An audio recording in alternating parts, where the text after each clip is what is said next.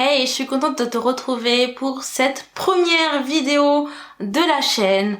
Alors pour introduire cette chaîne, je me disais que c'était intéressant d'expliquer en fait pourquoi j'ai finalement quitté mon confortable poste de cadre pour tenter l'aventure de l'entrepreneuriat via mon activité de décoratrice d'intérieur. Donc si tu ne le sais pas, je suis aussi sur Instagram avec d'autres formats de posts, d'autres conseils. Donc je t'invite à me rejoindre sur Pop Ma Déco Academy. Et sur YouTube, je t'invite à t'abonner et à activer la petite cloche. Donc on commence tout de suite avec ma petite histoire. Pourquoi finalement j'ai décidé de quitter mon poste de cadre en ressources humaines? Donc, il faut savoir que j'ai trimé pour arriver là où j'en suis, dans le sens où je partais pas avec les meilleurs atouts me concernant si on parle d'une manière générale dans la société française. Donc, je suis une femme noire, issue des quartiers populaires, qui a pas fait de grandes écoles de commerce, etc. Donc je partais pas avec les meilleurs atouts, donc j'ai vraiment mis toutes les chances de mon côté en faisant 2 masters en ressources humaines, en mettant énormément d'argent de côté pour à la fin de mes études pouvoir partir au Canada et plus précisément à Toronto pour finalement améliorer mon anglais et au moins avoir cette petite chose en plus qui était beaucoup demandée par les recruteurs, donc je vais pas m'étendre là-dessus. Donc après avoir lutté un petit peu pour m'insérer sur le marché du travail, j'avais trouvé finalement ma voie. J'étais consultante en ressources humaines avec un salaire d'entrée très intéressant. Qui plus est, après ma première année, je m'en suis plutôt bien sortie et j'étais, on va dire, récompensée pour ça. Donc j'ai pu sauter de grade et encore une fois avoir un peu plus de sous, en tout cas avoir ma rémunération augmentée. Pourquoi j'ai quitté tout ça? Je te raconte tout ça maintenant. Donc au début, il faut savoir que pour la décoration d'intérieur, c'était pas du tout un rêve pour moi, hein. J'aimais regarder les émissions de Stéphane Plaza et tout, mais sans plus, hein, je me voyais pas du tout faire ce projet-là. Je vais pas tout raconter dans les détails parce que j'en parle beaucoup dans une vidéo que j'ai publiée sur Pop Ma Déco, sur la chaîne YouTube Pop Ma Déco. Mais en fait, il y a eu plusieurs étapes que je vais bien identifier pour que tu comprennes en fait ce qui s'est passé pour moi dans ma tête. D'accord? Donc la première étape, ça a été que je me sentais mal dans mon intérieur. Donc j'étais pas encore, je venais de finir mes études, j'étais pas encore dans mon emploi à ce moment-là. Et j'ai découvert la décoration en l'utilisant chez moi. Donc je me sentais mal à l'intérieur de moi parce que je trouvais pas de mon premier emploi, c'était compliqué. J'avais envoyé pas mal de candidatures sans succès. Et d'autre part, mon studio qui était un meublé, il était pas très sympa, on va dire. Donc j'ai changé quelques petites choses qui m'ont permis en fait de me sentir mieux. Et quand j'ai découvert en fait que quel pouvoir en fait avait la décoration sur moi, sur ma motivation, sur mon bien-être, etc., je voulais en fait partager ce message au maximum autour de moi. Donc j'ai commencé à aider des personnes de mon entourage. Et puis comme si c'était plus fort que moi, j'ai créé une page Facebook qui justement où régulièrement je partageais des avant-après ou des conseils ou des inspirations, mais sans me dire que j'allais en faire une activité. Je voulais juste dire les gens, regardez ce que j'ai découvert, la déco c'est pas juste joli et tout, ça permet vraiment d'appuyer, en tout cas de se sentir bien chez soi et tout. Regardez, vraiment regardez et tout, c'est pas juste du waouh, c'est pas que superficiel. Donc voilà, la première étape c'était vraiment partager cette découverte autour de moi. Ensuite, quand j'ai eu à partager ça, il y a des personnes qui ont voulu en avoir plus et qui m'ont demandé de les aider pour chez elles. Donc au début, je le faisais gratuitement, je me déplaçais jusqu'à chez elles, etc. Je leur faisais des petits croquis, tout ça, sur Cozy Casa, et tout ça gratuitement. Franchement, ça me faisait trop plaisir d'aider les gens, tout ça, de voir en fait leur visage en fait s'illuminer. J'aimais trop ça. Mais c'est vrai que au fur et à mesure, ça devenait un peu récurrent de me déplacer comme ça chez les gens. Bon, c'est vrai qu'au fur et à mesure, ça a commencé un peu à devenir chronophage et surtout, je gaspillais mon essence pour aller chez les gens. Donc j'ai commencé à faire payer au moins le déplacement. Mais la prestation en elle-même, enfin la prestation, on peut pas appeler ça une prestation vu que c'était pas une activité. Mais en tout cas, l'aide que j'ai apportée, en tout cas, elle était gratuite.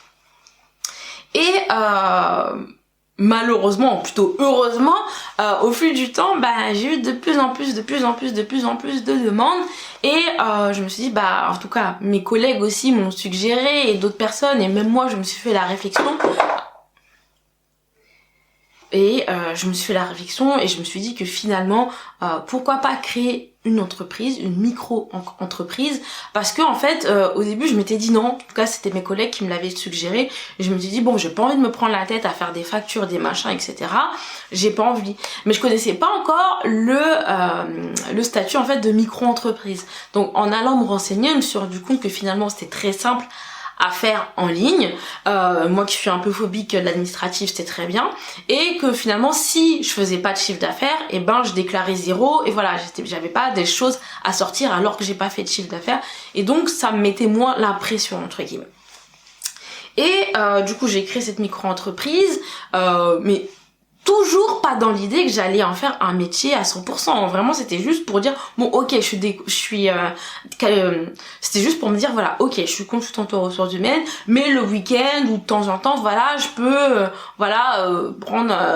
compléter mes revenus avec des prestations de conseil à côté, mais sans me dire que j'allais en faire quelque chose de super conséquent, de super pro, etc. Si t'as bien suivi, du coup, la première étape, c'était de partager ma découverte. La deuxième, c'était d'aider un peu plus en profondeur les personnes, et quasiment gratuitement. Et la troisième étape, ça a été de créer ma micro-entreprise pour, on va dire, légaliser les choses, parce que même si c'était pas des montants faramineux, faut déclarer les revenus. Hein. Voilà. En France, il y a des lois, il faut les respecter. La quatrième étape a été tout simplement que je me suis pris au jeu et j'ai commencé à professionnaliser un peu plus les choses, à créer des offres, à m'intéresser au marketing, à la communication, à créer un compte Instagram, à créer mon site internet. Je me suis prise un peu au jeu, mais j'étais toujours pas dans cette optique d'en faire un métier. Vraiment, c'était vraiment un à côté, c'est comme si il y avait un truc dans mon cerveau qui me bloquait. J'arrivais pas à concevoir que je pouvais en faire un métier à 100%. Après, il faut me comprendre, je pense que tu comprendras aussi, quand on s'est donné tant d'énergie dans des masters, etc., à chercher un job qui est en plus bien payé, c'est difficile de dire je veux plus faire ça, je veux faire ça maintenant, alors que t'étais pas destiné à faire ça. Donc c'était un peu normal dans mon esprit qu'il y ait ce blocage, en tout cas ces œillères qui faisaient que je pouvais pas voir que je pouvais me lancer dans la décoration. Et si tu suis bien, on arrive tout doucement à la cinquième étape où j'ai commencé à me remettre en question parce que je sais pas, je commençais à bien me prendre au jeu et à me sentir bien, à me sentir vraiment bien dans la décoration de l'intérieur. Et d'ailleurs, je me disais, est-ce que je me sens pas mieux dans la décoration de l'intérieur que dans les ressources humaines? Si on enlève l'aspect financier de la chose, je sais pas si ça m'animait plus, il y avait plus de challenge. Et il faut savoir que moi je suis une personne, en tout cas si on parle de la personne, la salariée, mon statut de salarié, mon problème c'est que je m'ennuie super rapidement. Dès que je maîtrise mon poste, mes tâches, etc., je m'ennuie rapidement. J'ai toujours besoin d'avoir des nouveaux projets ou de créer un nouveau process ou à soumettre, à être force de proposition, parce que je m'ennuie super rapidement sur un poste. Et là, à côté d'avoir ce truc challengeant là où je devais trouver des clients, créer des publications sur Instagram, me challenger au quotidien, ça m'activait plus le cerveau, je me sentais plus vivante, j'avais plus de sens en tout cas. Mais c'était pas encore sûr pour moi parce que justement il y avait tout cet aspect financier qui faisait que je me dis mais ok, la déco c'est cool mais mon poste aujourd'hui je suis super bien payée, comment Je peux pas quitter tout comme ça. C'est pas, il y a des choses à poser, surtout qu'il y avait des projets derrière, des projets de vie et la plupart des projets nécessitent des sous, donc on peut pas juste tout plaquer comme ça. Et c'est avéré, donc on arrive tout doucement à la 6e étape, et c'est avéré que j'ai eu une révélation suite à un incident, on va dire ça, un incident à mon travail, où en fait, je vous explique rapidement. En tant que consultante en ressources humaines, je suis salariée d'un cabinet de conseil qui va chercher des missions en fait dans d'autres entreprises pour les aider sur la partie, on va dire, ressources humaines, mais plutôt informatique. C'est-à-dire que par exemple, il y a un logiciel de formation que utilise une entreprise et je vais l'aider à implémenter ce logiciel dans leur entreprise et à faire évoluer le logiciel s'il y a besoin de faire des mises à jour ou de régler des bugs, etc. Donc je travaille là-dessus. Voilà, en gros, pour faire vraiment en gros pour simplifier mon travail que je faisais en ressources humaines. Et donc, ma mission était finie quelque part et The Big Boss m'a contacté pour me dire bah voilà Priscilla, tu vas m'envoyer ton CV pour une éventuelle mission. Tu vas voir, c'est super, l'entreprise cliente est super sympa, la référente sur place est super sympa. De toute façon, c'est pas loin de chez toi. Et puis en plus, tu vas voir le sujet, en tout cas la mission en elle-même est super, c'est sur de la paye. Sauf que alors, quand je pose plus de questions, je me rends compte que c'est pas du tout à côté de chez moi. C'est juste à 1h30 dans les bouchons, et ceux qui sont de la région parisienne savent que c'est désagréable de conduire 1h30 dans les bouchons. Donc c'est 1h30 aller, 1h30 retour par jour.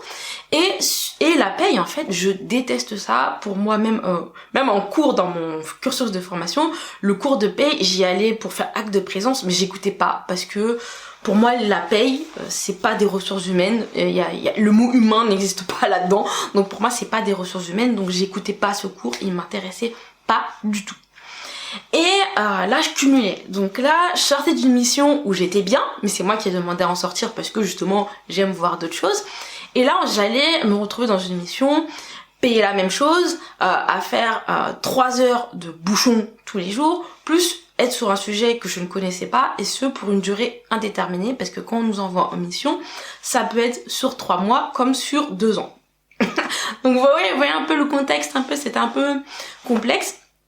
Et moi, naïvement, j'ai dit, on se tutoie avec le Big Boss, je lui dis, écoute, je suis désolée, mais ça va pas pouvoir le faire parce que d'une part, j'ai pas précisé que c'était loin de chez moi, j'ai pas voulu appuyer là-dessus. Ce qui me dérangeait beaucoup, c'était la mission en elle-même et le sujet qui était la paye. Je dis écoute, ça va pas le faire parce que depuis le début que je suis dans cette entreprise, j'ai toujours dit que je peux faire des concessions, mais je peux pas faire de la paye. En fait, c'est comme ma bête noire. Je peux pas faire de la paye, c'est impossible. J'y arrive pas, je peux pas, et surtout pour une durée indéterminée. Et il me répond quelque chose qui m'avait beaucoup choquée à l'époque. Il m'a dit va falloir t'ouvrir l'esprit, mais d'un ton très sec, genre t'as rien à dire, ferme ta bouche quoi, et t'es juste ta petite salariée, pourquoi tu fais ta star quoi en gros. Et je lui dis non en fait je peux pas m'ouvrir l'esprit, je viens de te dire que je peux faire toutes les concessions que tu veux mais pas travailler sur la paye, c'est pas possible, je serais pas, en plus moi je suis quelqu'un, si ce que je fais ça m'intéresse pas du tout, ça va vite se voir, même si je suis consciencieuse dans mon travail, ça va vite se voir, je vais commencer à déprimer etc. Et j'ai pas envie de me retrouver dans cette situation et j'ai pas envie de lui imposer cette situation là. Et il a dit laisse tomber etc machin, et il a raccroché et pour moi c'était ok, le sujet était clos. Le lendemain je me rends au boulot tout ça, donc ma mission était pas encore tout à fait finie et j'ai les deux managers en fait de la mission qui me convoque et moi je fais pas le rapprochement entre l'événement d'hier et la convocation parce que moi j'ai jamais été convoquée, je fais très bien mon travail, etc. Donc je voyais pas le lien. Et moi j'arrive toute souriante, en plus c'est 2 managers avec qui je m'entends très très bien, que j'apprécie beaucoup. Et ils me disent, tu sais Priscilla, on a eu un tel au téléphone qui nous a dit, en gros, que tu lui as dit que tu voulais pas faire la mission, etc. Et là, je comprends pas ce qui m'arrive, en fait. J'arrive pas à saisir ce qui m'arrive. Et mon sourire, peu à peu, s'efface. Ils disent, tu sais, nous, on est managers de proximité, tu peux nous dire des choses, mais les managers qui sont au siège, tu peux pas te permettre de leur dire ça. Il aurait fallu que tu leur envoies ton CV. Je fais, non, je peux pas lui envoyer mon CV. Je ne veux pas faire de la paye. Ça fait plus de 2 ans que je dis que je peux faire toutes les concessions, mais la paye c'est mort en fait, c'est mort. Il me dit non mais tu sais, peut-être qu'on aurait pu trouver un terrain d'entente, tu serais peut-être allé en mission, et puis peut-être qu'après on t'aurait trouvé un remplaçant. J'ai dit ouais mais comme tu dis c'est peut-être, donc et peut-être je serais bloquée là-bas pendant 1 an, et ça j'ai pas envie. Et ils ont continué voilà à me dire qu'en gros j'avais eu tort d'agir ainsi, et dans ma tête, à un moment donné, il parlait et j'étais même plus présente en fait. Dans ma tête, je me disais, alors c'est ça ma vie. Ça va être ma vie en fait. Dans ce contexte-là, on est parti pour être à la retraite jusqu'à 62, 4, 5, je sais même plus combien d'années.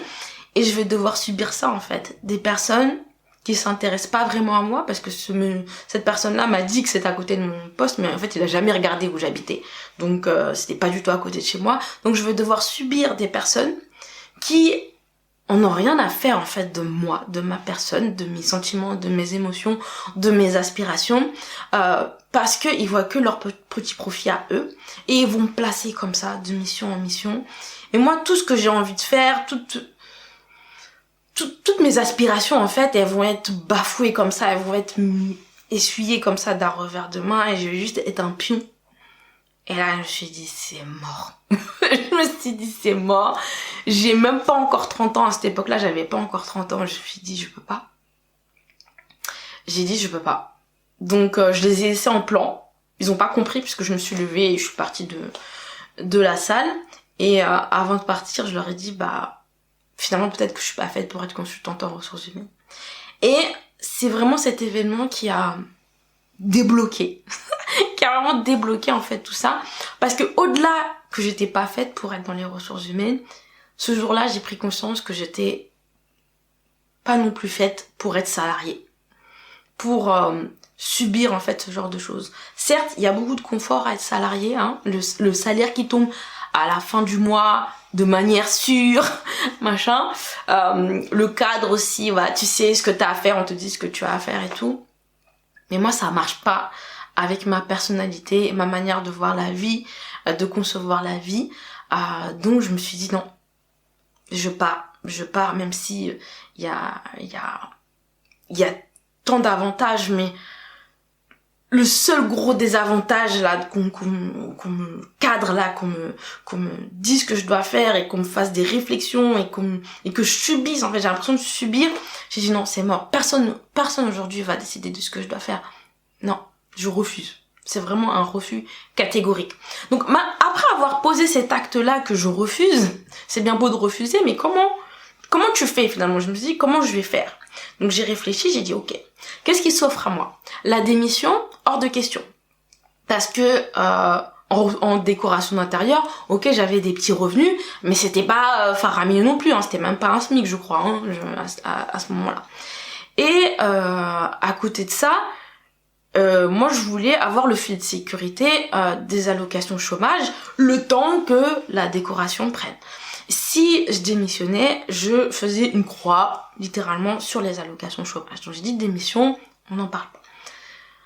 Deuxième opportunité qui s'offrait à moi, la demande de rupture conventionnelle. Donc la demande de rupture conventionnelle, c'est quand l'entreprise et nous-mêmes, on se met d'accord, on se met en entente sur le fait qu'on va se séparer. Donc cette procédure permet d'avoir les allocations chômage. Naïvement, j'ai demandé à mon entreprise si c'était possible. Ils m'ont rétorqué que non, c'était pas la politique de l'entreprise et que finalement,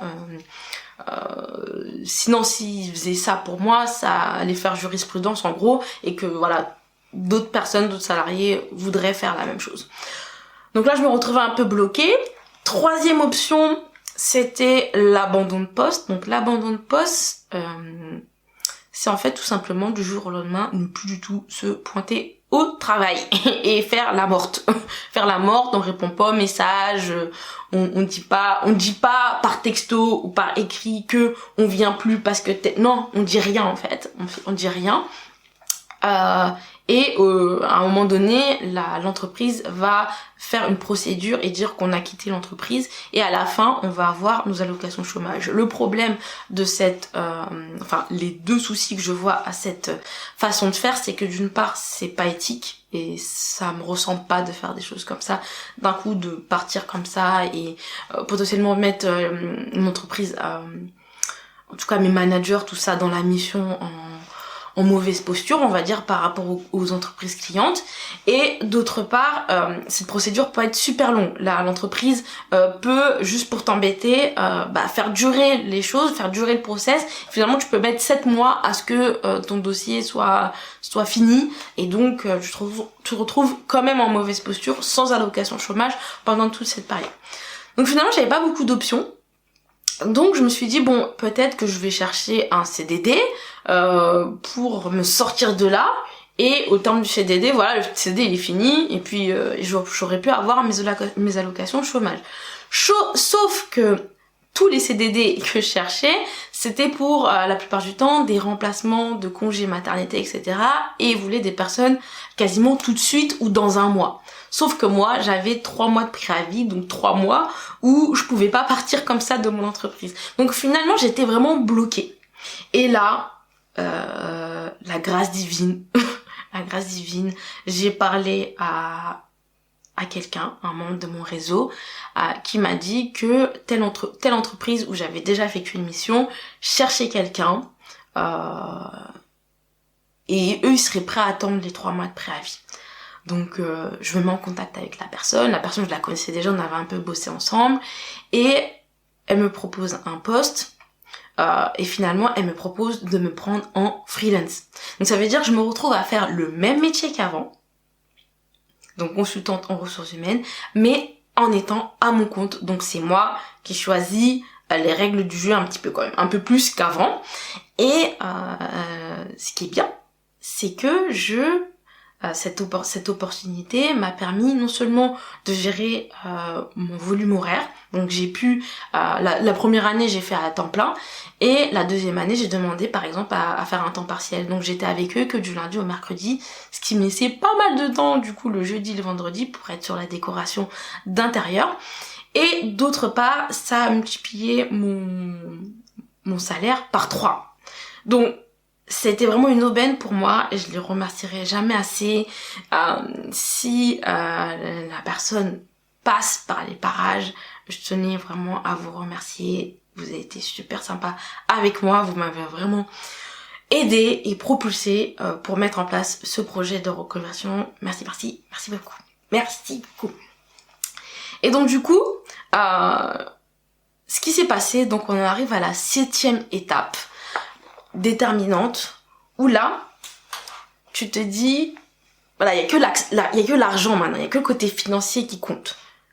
Donc à ce moment-là où j'étais à temps partiel, et que j'avais quand même des bons revenus même en étant à temps partiel, et en étant aussi à temps partiel sur la déco, et je commençais pas mal aussi à avoir des revenus.